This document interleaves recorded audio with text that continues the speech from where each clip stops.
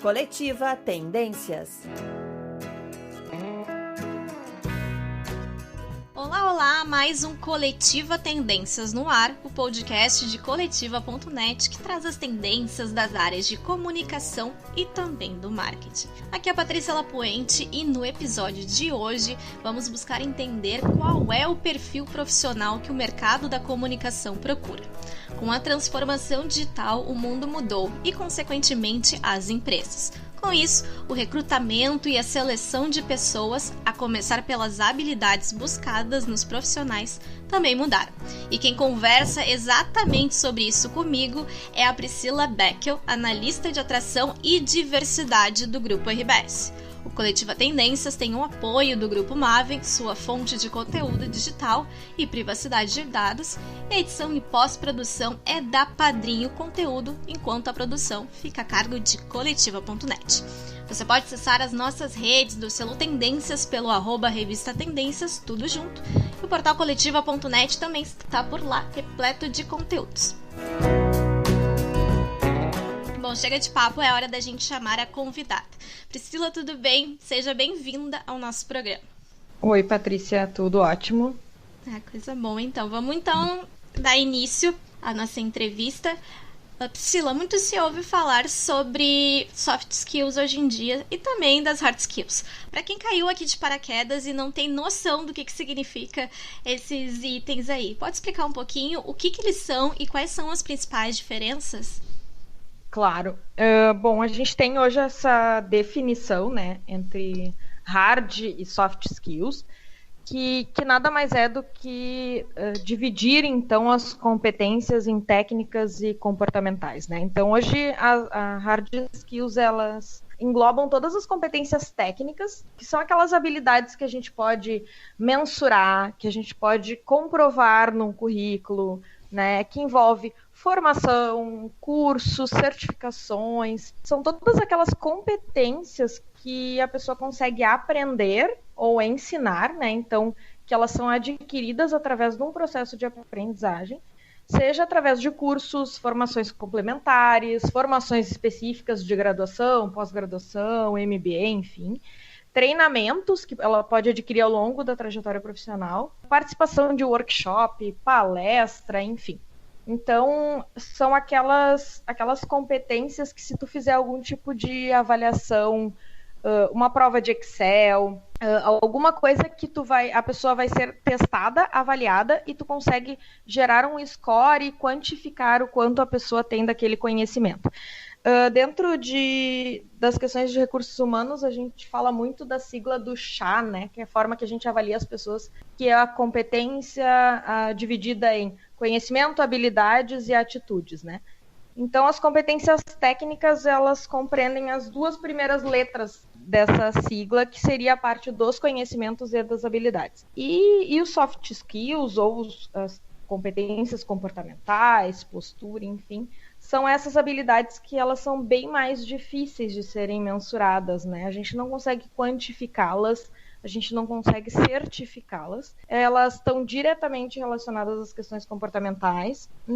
Muito dificilmente elas conseguem ser aprendidas, e elas são reconhecidas através de atitude, que daí é a última letrinha do chá, que são as atitudes. Então, é bem distinto quando a gente separa, né? Então, em hard skills, todas as competências técnicas, comprobatórias, certificadas e de conhecimento, e as soft skills, as competências comportamentais, que é postura, que é forma como a pessoa reage em situações em que as coisas estão normais, em situações de pressão, e como a serviço do quê e que forma ela coloca todo aquele conhecimento que ela tem. Então, um pouquinho seria essa a definição delas e a diferença entre elas. Tá certo, perfeito. Bom, falando agora das hard skills, o que o profissional de comunicação pode fazer para adquirir essas habilidades? Então, falando de hard skills, né, as competências técnicas dos profissionais de comunicação, então, hoje elas são muito focadas nas questões de multiplataforma, né? Hoje a gente, quando vai fazer um processo seletivo e buscar um profissional, desde um estagiário até um profissional com uma graduação e uma bagagem de experiência maior, a gente sempre busca um profissional que ele consiga circular, produzir nas mais diferentes plataformas. Um exemplo assim, eu vou contratar alguém para o grupo. Então eu vou olhar uma pessoa que ela consegue pegar um mesmo fato e ela consegue fazer um boletim de rádio, que tem uma definição de formato, ela consegue transformar aquilo num texto para o impresso e num texto para o online, sabendo que não é simplesmente copiar das plataformas, ele tem uma formatação diferente, então ele precisa produzir de forma diferente, ter um enfoque diferente. Ele vai ser um profissional que ele vai conseguir, em uma situação necessária, produzir um vídeo com um bom enquadramento através do seu celular para uma entrada na televisão. Então, é aquele profissional que a gente consegue desbravar as diferentes formas de entregar o produto, né? Ele faz e propõe visões e formas diferentes de abordar os assuntos, trazendo uma diversidade nisso. Assim.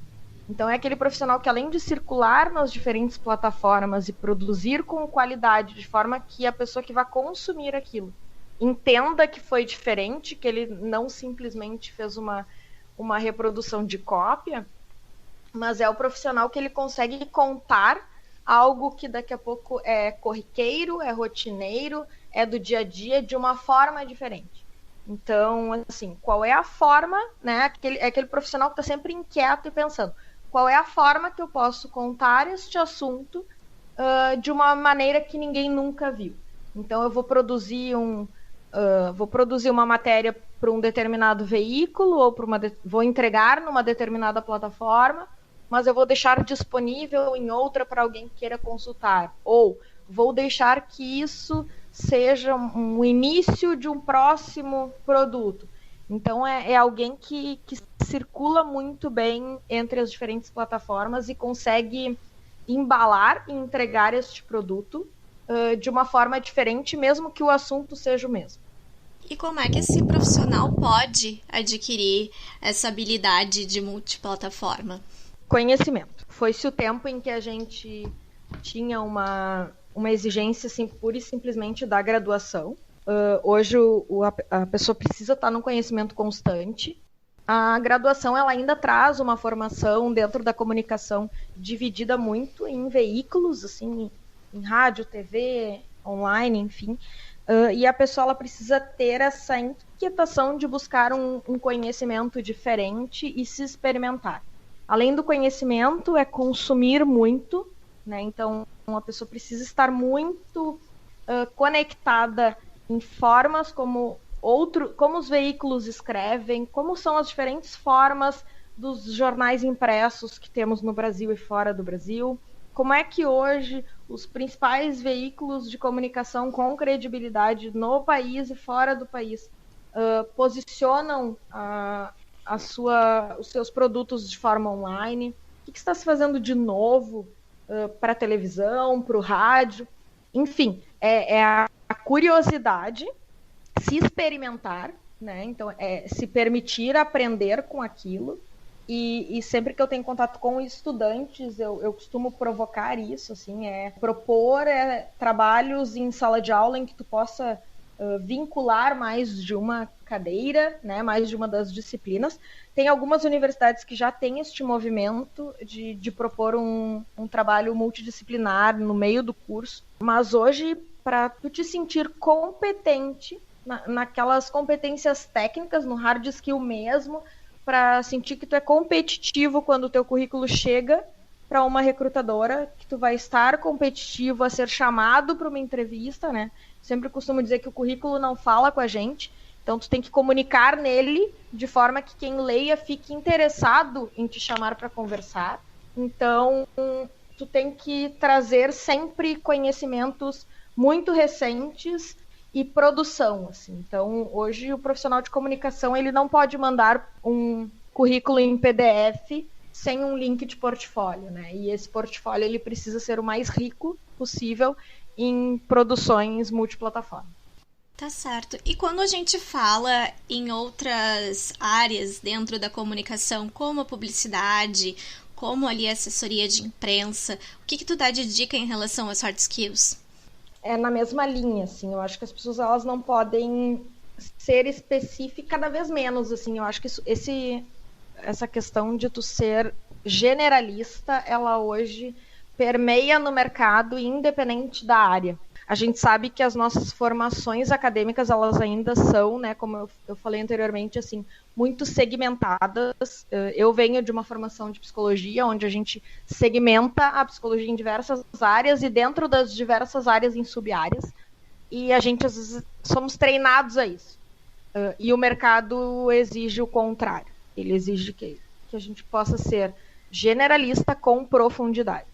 Eu posso estar hoje atuando em publicidade e propaganda, dentro de uma agência, com um determinado público de clientes. Mas eu não posso ficar preso àquela realidade. Eu estou ali servindo aqueles clientes com a minha criatividade, que é a minha competência que eu tenho mais habilidade para entregar.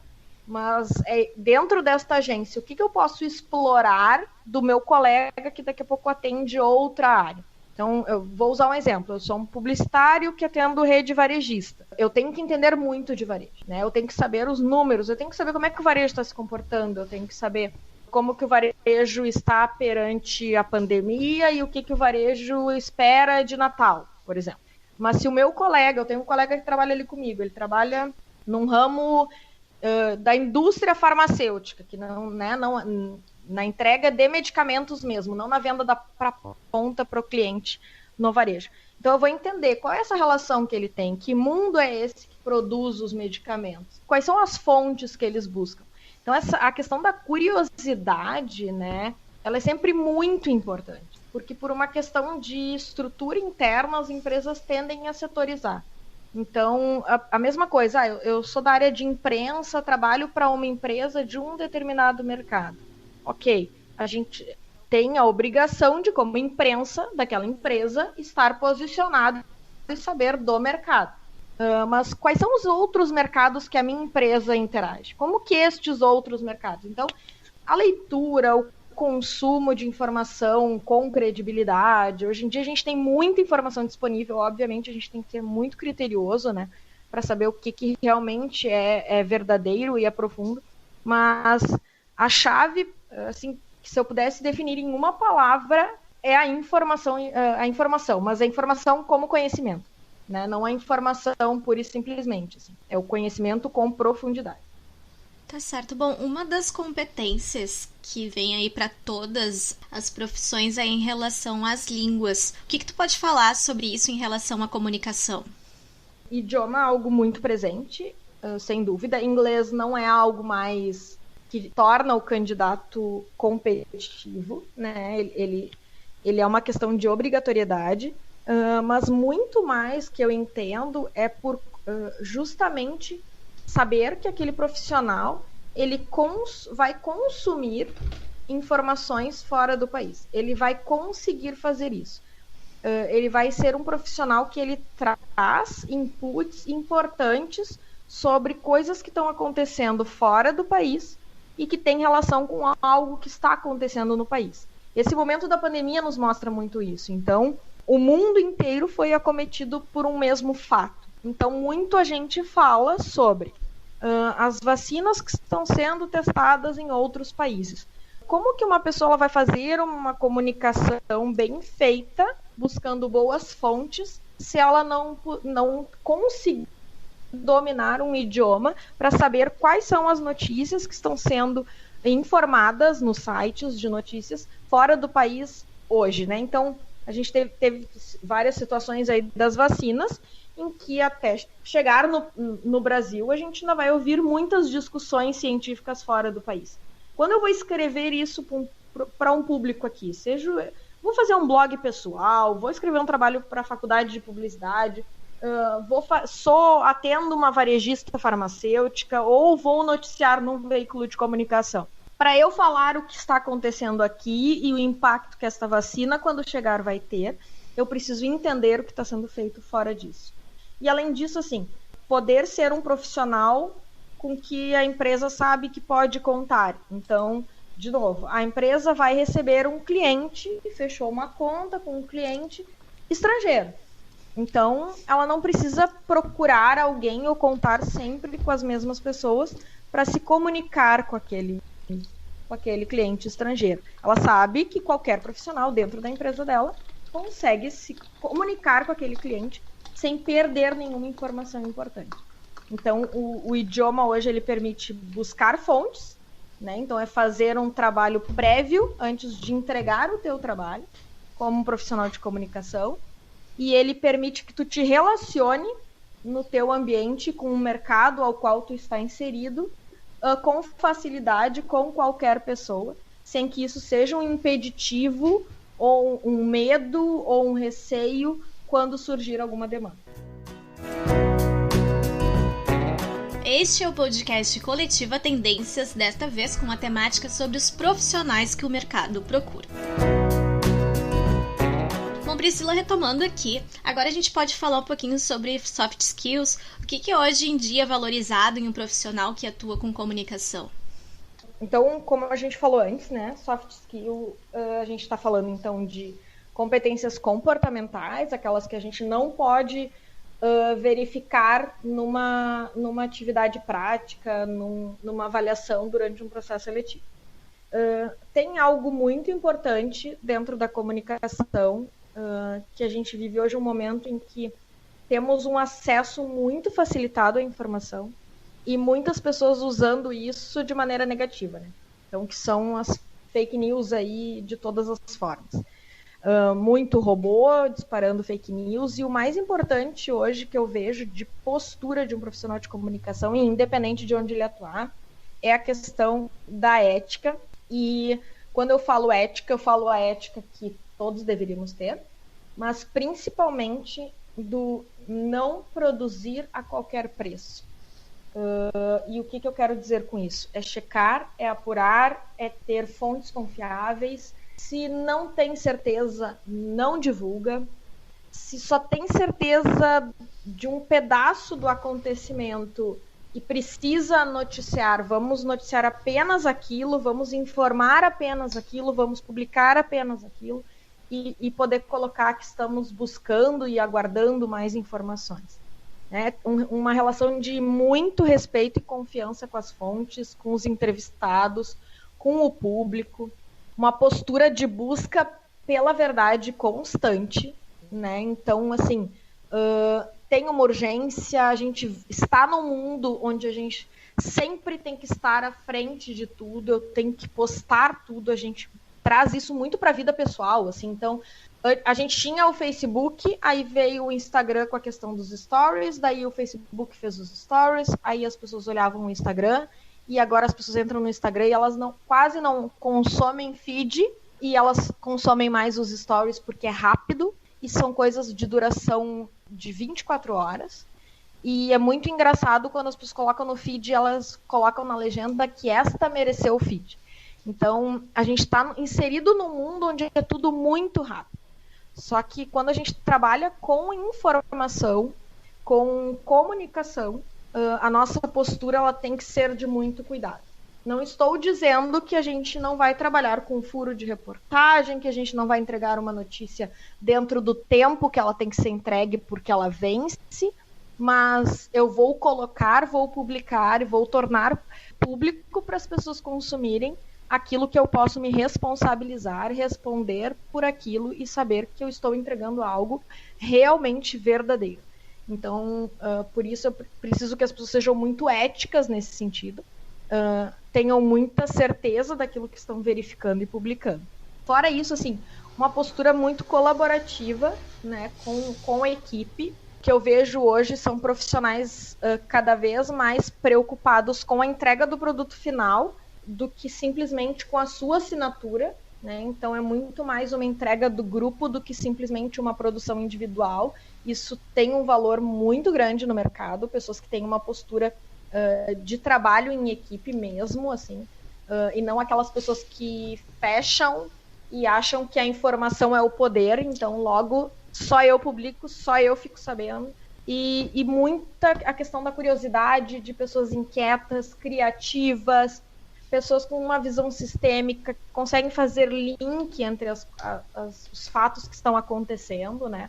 Então é aquela pessoa que quando tu conversa, ela ao natural, ela traz para ti situações que ela vivenciou na experiência profissional dela, e experiência profissional, eu sempre digo em todas as minhas entrevistas, é desde o momento em que ela escolhe aquela profissão, então é quando ela pisou, é no primeiro dia de aula, ela está construindo a vida profissional dela, e tu vê muito bem isso nas pessoas que vão te trazendo situações que viveram desde a universidade, situações em que era para ter feito um trabalho X e a pessoa fez X mais um, e inovou um pouquinho, e às vezes e são coisas simples, né? A gente vê isso na simplicidade das entregas com qualidade.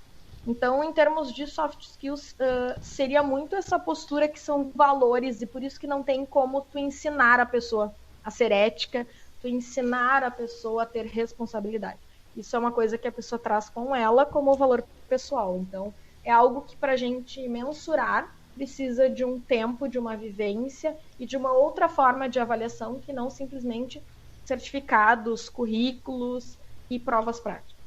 Quando chega na hora de decidir qual profissional que se enquadra mais, é levado em conta mais as hards ou as soft skills, ou as duas? Qual é a importância de cada uma nesse momento? Certo. Eu costumo dizer que as duas são muito importantes, tá? Porque a gente vai conseguir, na prática, observar elas em tempos diferentes. Então, a questão técnica, as pessoas têm uma tendência a conseguir entregar num primeiro momento, e as questões comportamentais é na convivência. Mas se eu te disser que eu tenho duas pessoas que são muito boas, e o gestor chega para mim e pergunta: Priscila, fiquei na dúvida entre candidato A e candidato B. Eu sempre vou provocar a questão comportamental. No processo de seleção, a decisão ela nunca é da recrutadora, a decisão é sempre do gestor, mas quem desempata são as soft skills, porque a técnica a gente consegue ensinar. Então, a provocação que eu faço sempre para o gestor é qual dos dois candidatos tem um comportamento através da entrevista que te deixou mais seguro, mais tranquilo, que está alinhado aos teus valores, aos valores da companhia e a forma como a equipe ela funciona hoje.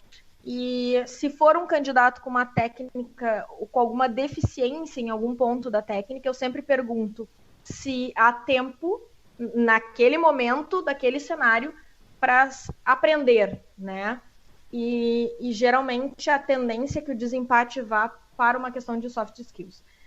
Tem duas máximas que a gente trabalha em RH, e aí eu tenho 15 anos de formação e 14 em RH, né? E sempre, assim, são 14 anos, todos os dias confirmando isso, que comportamento passado prediz comportamento futuro, principalmente em situação de pressão. Então, durante a entrevista, a gente tem algumas formas de poder verificar essas coisas. Então, em situação de pressão, a pessoa tende a agir na sua essência. E, geralmente, as pessoas são desligadas por comportamento. Então, a gente costuma dizer em RH que as pessoas são contratadas pela técnica e desligadas pelo comportamento. Eu nunca vi um gestor optar por um desligamento por problemas técnicos e a pessoa ter um comportamento e estar alinhada, os valores dela com a cultura e os valores da empresa. Geralmente, quando não tem técnica, já não havia comportamento alinhado há muito mais tempo, e a justificativa sempre a pessoa é muito inadequada de forma comportamental e tentei ensinar e não aprendeu. Então, quando não, a pessoa é muito alinhada, a pessoa tem um comprometimento, a pessoa é colaborativa, ela tem postura adequada, está alinhada aos valores da empresa e não consegue entregar determinada questão técnica, os gestores eles desenvolvem.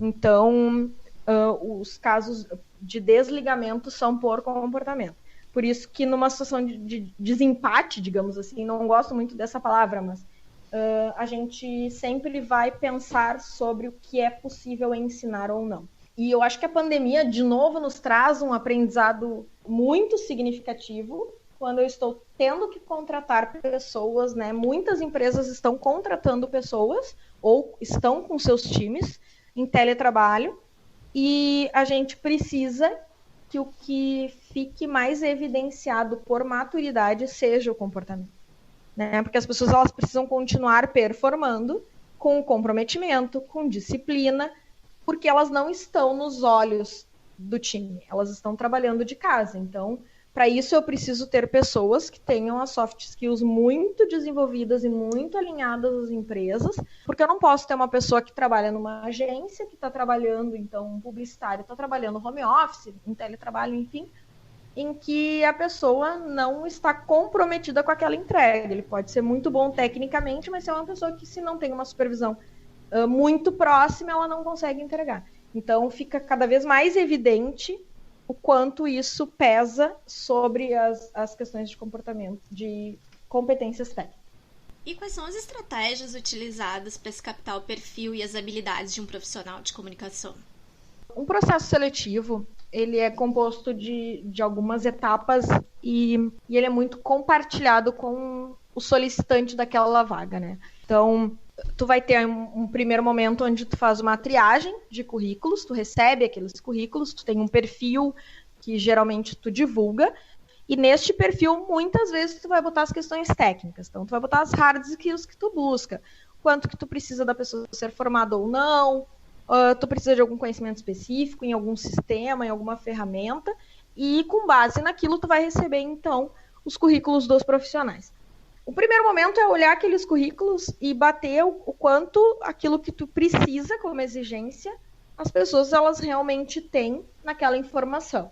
E a gente tem aí o ganho num processo seletivo de comunicação, que são os portfólios, que ajudam muito para a gente poder entender o quanto aquela pessoa produziu naquelas experiências que ela teve, qual é a forma que ela tem de olhar aqueles conteúdos que ela desenvolveu. Feito isso, essa análise, que é uma análise, ela é mais racional, ela é uma análise feita extremamente focada em hard skills, a gente então vai para um processo de entrevista. Essas entrevistas elas são focadas em competências. A entrevista por competência ela avalia muito com base em dados e fatos vividos. A gente não trabalha com perguntas direcionadas, então não trabalhamos com perguntas do tipo: você sabe lidar sob pressão? Você trabalha bem com pouco tempo? Nada disso. Isso, obviamente, uma pessoa que está fazendo um processo seletivo, ela não vai falar que não lida bem sob pressão, né? Ou que tende a ficar explosivo numa situação dessas, enfim. A gente propõe situações para o candidato. Então, geralmente, a gente propõe coisas assim. Me conta uma situação que tu viveu em algum lugar da tua vivência profissional, e, de novo, eu sempre digo para eles que isso inclui desde a universidade, em que tinha pouco tempo para entregar e tu conseguiu entregar. E aí a pessoa vai trazer. Porque como ela está frente a frente, a tendência é que ela não tenha tempo para criar. Então, ela, de fato, ela vai trazer uma situação real, ou ela vai te dizer que ela realmente não lembra. E aí tu pode confrontar, perguntar, enfim, ao contrário. Então, uma situação em que tu tinha um prazo curto e tu não conseguiu entregar. O que tu fez? Aí a pessoa vai te dizer: olha, eu negociei, eu falei com o meu gestor, eu vi prioridades, eu chamei um colega porque eu não ia dar conta. E aí tu consegue ver o quanto a pessoa trabalha em equipe, o quanto ela consegue ter uma negociação, ou a pessoa vai dizer: eu não entreguei, naquele momento não era possível, então a empresa acabou trocando o projeto e este projeto ela não entregou, né? E aí tu consegue ver uma série de características assim que a pessoa tem. É bem um exemplo, mas a gente trabalha muito na questão das situações mesmo. Eu geralmente faço uma parceria com o gestor nestes momentos, né, onde eu vou muito na escuta de situações vividas, e depois disso o gestor propõe, então, para esse candidato situações que têm a ver com a rotina nova daquela vaga que a gente está trabalhando. Então, o gestor ilustra algumas situações dizendo: aqui, neste lugar, acontece muitas vezes da gente ter que ficar até mais tarde trabalhando e isso entra madrugada dentro, como é que é isso para ti na família? Aí ele vai dizer, isso tinha, né, antigamente isso tinha lá no meu outro trabalho, eu tinha problema em casa, minha esposa não gostava, enfim, mas já negociamos isso. E aí tu consegue ver, inclusive, como que a pessoa se organiza, porque daqui a pouco vai ser uma pessoa que tu não vai poder contar com aquele horário. E aí tu pode optar por ela, mas saber que tu vai ter que manejar algumas coisas internamente. E são coisas simples, em que a gente consegue perceber as soft skills. São coisas do dia a dia, possíveis, rotineiras, e que a pessoa traz sempre dados e fatos de como ela fez, quais as estratégias ela usou e o que ela sentiu e aprendeu com aquilo. Então, são entrevistas, às vezes, um pouco maior, e que o candidato, muitas vezes, e isso eu já escutei de muitos candidatos, eles saem com a sensação de não ter passado por uma entrevista, e sim de ter vivido uma conversa, porque é uma troca, né? Então, isso é muito bacana, e quanto mais à vontade a gente deixa o candidato, mais transparente ele consegue trazer e se sentir menos avaliado, né? E essa é a ideia, porque um processo seletivo, no final de todo ele é um processo que ele é uma escolha dos dois lados. Não é, e isso independe se o profissional está trabalhando ou não. Não é a empresa que escolhe o candidato. Não é a empresa que diz quem é o melhor ou não. Ao final do processo, candidato e empresa se escolhem, né?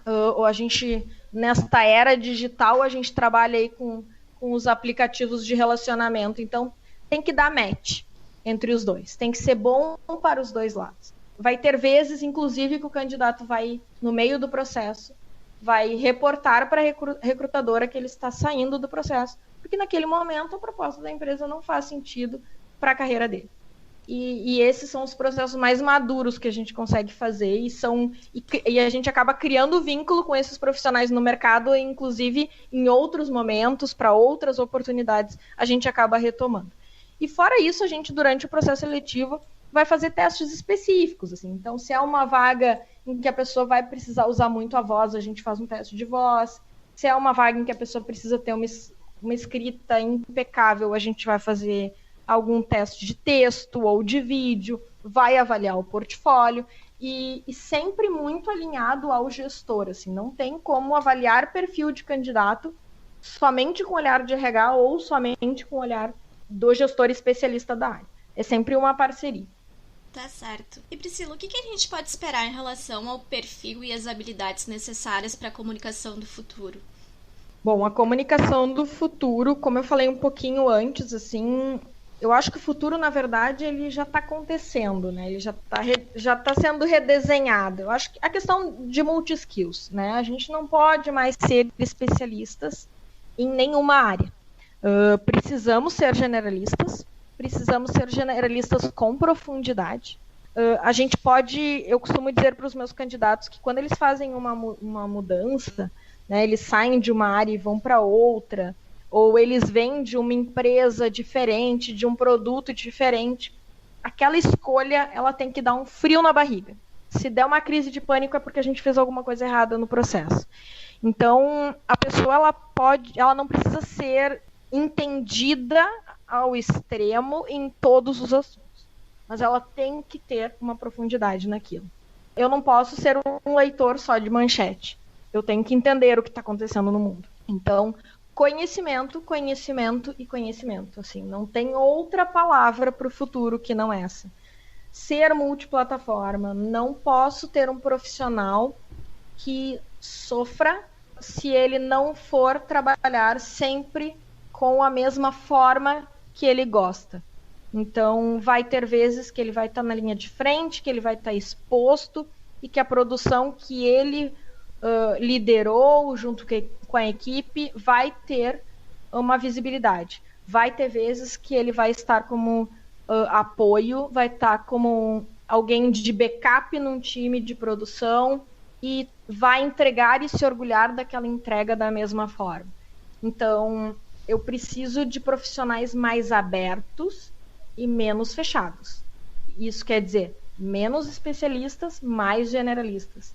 Menos individualistas, mais colaborativos. E eu acho que isso, dentro da comunicação como um todo, né, porque são pessoas que têm facilidade de circular nas diferentes áreas, tanto internamente quanto externamente. São pessoas que dentro da companhia em que elas atuam, elas se tornam referência e não como era antigamente. A pessoa é referência em um determinado tema, tu consulta o profissional tal. Não, ela é referência porque com ela eu posso contar, porque sei que ela vai entregar um trabalho de qualidade se eu colocar ela com um microfone na frente da câmera para fazer um vídeo, ou se eu pedir para ela fazer uma apuração de um determinado assunto e trazer tudo que já se sabe sobre o determinado assunto. Ela vai se dedicar com a mesma qualidade.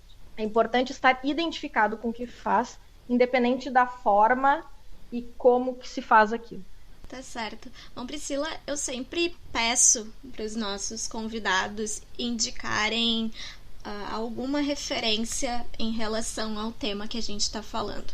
Então eu vou te perguntar se tem alguma dica de algum material, de alguma forma assim que os profissionais possam desenvolver as hard skills, por exemplo, ou se tem algum material que seja generalista que o profissional de comunicação não pode deixar de consumir, por exemplo. Eu acredito muito numa plataforma que a gente tem, que no início ela tinha um viés muito de RH, né? Que é o LinkedIn. Eu acredito muito nessa plataforma. Utilizo bastante. Ela é uma plataforma muito viva e eu sempre digo para os candidatos assim, se a gente pegar um tempinho que a gente dedica para as redes sociais pessoais e botar no LinkedIn, e compartilhamento de produção desde o início, assim. É poder compartilhar ali. Hoje tem muita plataforma que o pessoal que está na universidade ainda está usando e o pessoal que já está no mercado há mais tempo pode usar. Tem formas de tu publicar artigos e ali tu consegue participar de muitas comunidades e cruzar informações com pessoas de mercado, independente da localidade. Assim, o infinito da internet, né? E muita qualidade. Então, não usem o LinkedIn simplesmente para procurar vaga, né? O LinkedIn ele vai muito mais do que os classificados de emprego.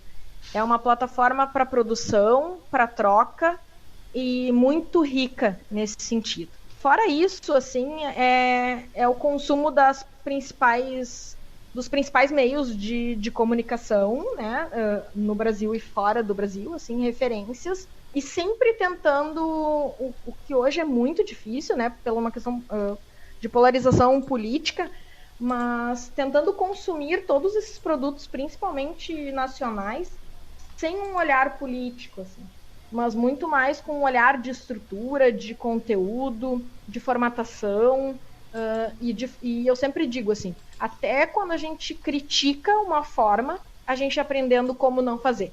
Então, essas seriam as minhas duas dicas de consumo, né, para os profissionais, e fazer muito, muito relacionamento, que eu acho que o LinkedIn é uma ótima porta para isso. E lembrar que a carreira profissional, ela é desde o primeiro momento em que a gente vai ao mercado, seja buscando uma formação ou na primeira experiência de um jovem aprendiz, de um estagiário. E que isso tudo conta muito na nossa construção profissional e no nome que a gente deixa no mercado e nas referências que a gente deixa para o mercado, porque o nosso mercado, ele parece muito grande, mas não é. E as pessoas, elas se cruzam e é o nosso nome que nos carrega. Isso é muito, muito, muito importante. Tá certo, então muito obrigada pela tua participação, Priscila. Eu que agradeço a oportunidade e estou à disposição para qualquer dúvida. Tá certo, então. Bom, gente, a gente está encerrando então mais um Coletiva Tendências. Essa foi a Priscila, analista de atração e diversidade do Grupo RBS. Lembrando sempre que este podcast é produzido por Coletiva.net com a edição da Padrim Conteúdo e com o apoio do Grupo MAV. Não se esqueçam de acessar nossas redes. Estamos no Instagram e Facebook pelo @Revista Tendências, e para quem desejar saber mais sobre o portal, pode acessá-lo em www.coletiva.net, além de também conferir as redes do portal. Estamos no Facebook, Instagram e Twitter. Até mais, tchau, tchau!